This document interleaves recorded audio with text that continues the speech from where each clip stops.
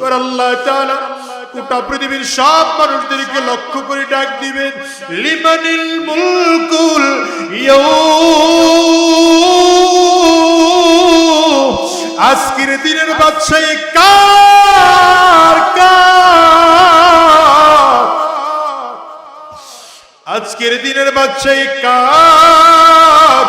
মানুষগুলো সেদিন ভয়ে জবাব দিতে পারবে না, কারণ মানুষগুলো তাকিয়ে তাকিয়ে দেখবে সূর্য মাথার মুড়ো হাত উপরে দেখা যায়, মাথার মগজগুলো সূর্যের তাপে ভাতের মারের মতো টকবক করে করে ফুটতেছে, জমিনটা তামার।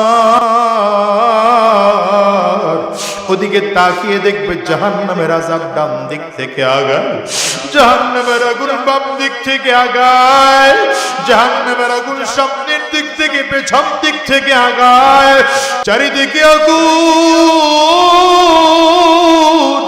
ওদিকে ঘামের সাগরের মধ্যে কেউ হাবুডুবু খায়, কারো হাঁটু পর্যন্ত ঘাম, কারো টাকনো পর্যন্ত ঘাম, কারো কোমর পর্যন্ত ঘাম, কারো বুক পর্যন্ত ঘাম চলে আসছে, কেউ ঘামের সাগরের মধ্যে হাবুডুবু খাইতেছে।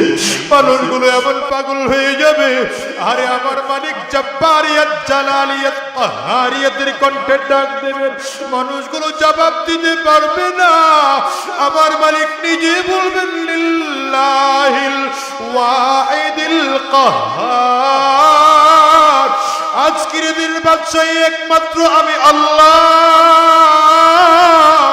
আঙ্গুলটা উঁচা করে চিল্লা বলো কার, আরো জোরে বলো